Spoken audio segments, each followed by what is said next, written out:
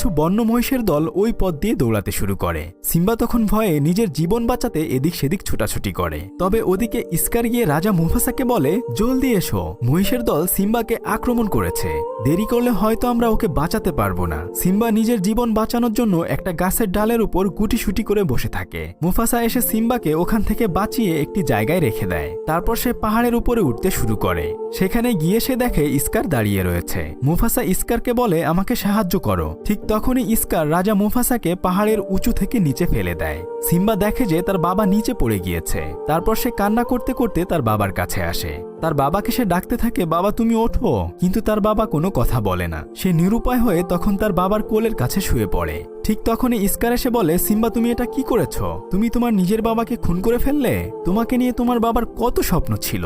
Simba বলে, চাচু আমি কিচ্ছু করিনি, এটা একটা দুর্ঘটনা। কিন্তু স্কার তখন সিম্বাকে বলে, তোমার মা যদি জানতে পারে তোমাকে বাঁচাতে গিয়ে তোমার বাবা মারা গিয়েছে, তাহলে সে অনেক বেশি কষ্ট পাবে। সিম্বা তখন বলে, আমি এখন কি করব চাচু? স্কার বলে, তুমি এই রাজ্য থেকে পালিয়ে যাও, কখনোই আর এখানে ফেরত আসবে না। কথা শুনে সিম্বা দৌড়ে সেখান থেকে চলে যায়। তবে স্কার কিছু হায়ানাকে পাঠিয়ে দেয় সিম্বাকে হত্যা করার জন্য। তখন সে নিজের জীবন বাঁচাতে এদিক সেদিক দৌড়াতে থাকে। দৌড়াতে দৌড়াতে সে একটা পাহাড়ের উপরে উঠে যায়, কিন্তু পা পিছলে সে ওখান থেকে নিচে পড়ে যায়। হায়নারা তখন বলে, যাক সিম্বার খেল খতম, এখান থেকে পড়ে অবশ্যই সে মারা গিয়েছে। এই ভেবে তারা সেখান থেকে চলে যায়। কিন্তু সিম্বা একটি গাছের গোড়ায় চুপচাপ তখন লুকিয়েছিল। এরপর সে নিজের বাবার মৃত্যুর অপবাদ নিয়ে সবাইকে ছেড়ে অনেক দূরে চলে যায়। ওদিকে স্কার সবাইকে বলে, মুফাসা অনেক ভালো রাজা ছিল, আমার ভাইয়ের মৃত্যুতে আসলে আমি অনেক বেশি কষ্ট পেয়েছি। সেই সাথে সিম্বাও মারা গিয়েছে। এখন থেকে আমি এই রাজ্যের রাজা। তাছাড়া আমি এই রাজ্য একা সামাল দিতে পারবো না, সেজন্য আমার কিছু সঙ্গী প্রয়োজন। আজ থেকে এই হায়ানাগুলো আমাকে সাহায্য করবে। তখন প্রাণী রাজ্যের সবাই অবাক হয়ে যায়, কেননা হায়ানাগুলো অন্যান্য প্রাণীদের শিকার করে খেয়ে ফেলত। সিম্বা একাকী অনেক পথ পাড়ি দিয়ে ক্লান্ত হয়ে খোলা আকাশের নিচে শুয়ে পড়ে। ঠিক তখনই একদল শকুন মনে করে হয়তো সিম্বা মারা গিয়েছে, তাই তারা তার মাংস খাওয়ার জন্য প্রস্তুত হয়। ঠিক তখনই কোথা থেকে যেন দুটি প্রাণী চলে আসে। তারা শকুনের হাত থেকে সিম্বাকে বাঁচিয়ে নেয়। সিম্বা তখন তাদেরকে জিজ্ঞেস করে, তোমরা কারা? তখন তারা বলে, আমি পুম্বা আর আমি টিমন।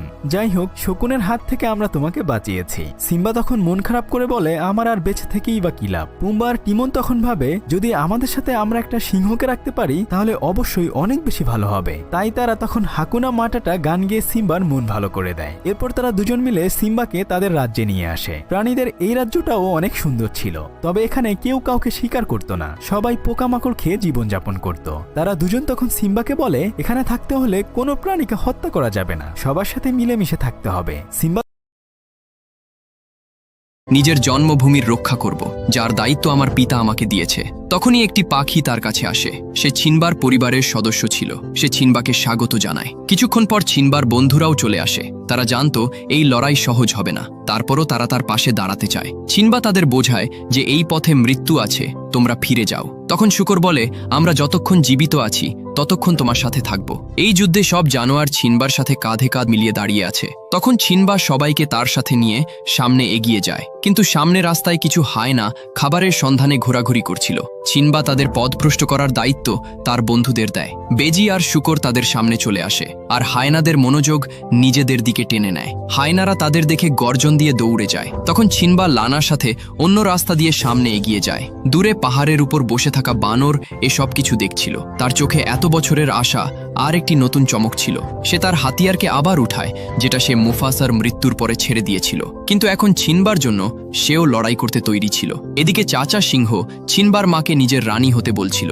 যদি সেটা না করে তাহলে সে তাদের পুরো পরিবারকে মেরে ফেলবে, কিন্তু ছিনবার মা নিষেধ করে দেয়। তখন চাচা সিংহ বলে, আমি মুফাজার থেকে বেশি শক্তিশালী। তখন ছিনবার মা বলে, তুমি মুফাজার সামনে বিড়ালের বাচ্চা। চাচা সিংহ রেগে গিয়ে সিংহীর উপর হামলা করে দেয়। চাচা সিংহের নিয়ত খুবই খারাপ ছিল।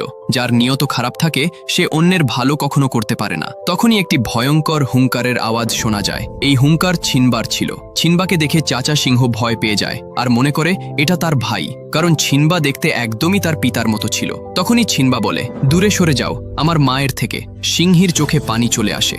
বহু বছর পর সে তার ছেলেকে দেখছে। সে তাকে জড়িয়ে ধরে বলে, বাবা, এতদিন তুমি কোথায় ছিলে? ছিনবা বলে, মা, আমি এখন সব কিছু ঠিক করে দিব। সে ফিরে আসায় এখন তার পরিবার আবার বেঁচে থাকার নতুন আশা খুঁজে পায়। এখন তাদের জীবনে আলো ফিরে আসবে। ছিনবাকে জীবিত দেখে চাচা সিংহের অনেক রাগ হয়, কিন্তু সে বলে, ভাতিজা, তোমাকে দেখে অনেক খুশি হয়েছি। ছিনবা বলে, যদি তুমি একটু ভালো কাজ করতে তাহলে হয়তো তোমাকে আজকে আমি ছেড়ে দিতাম। চাচা সিংহ বলে, সম্মান দিয়ে কথা বলো, তুমি এই জঙ্গলের রাজার সামনে দাঁড়িয়ে কথা বলছো। তখনই লানা পুরো জঙ্গলের সামনে ঘোষণা করে যে আজ থেকে আমাদের রাজা ছিনবা, আমরা তার জন্য লড়াই করব। ছিনবার পরিবার ও হুঙ্কার দিয়ে যুদ্ধের আহ্বান জানায়। ছিনবা সাবধান করে, নিজের হার মেনে নাও চাচা, এখন তোমার কাছে অন্য কোনো পথ খোলা নেই। কিন্তু চাচা সিংহ চালাক ছিল।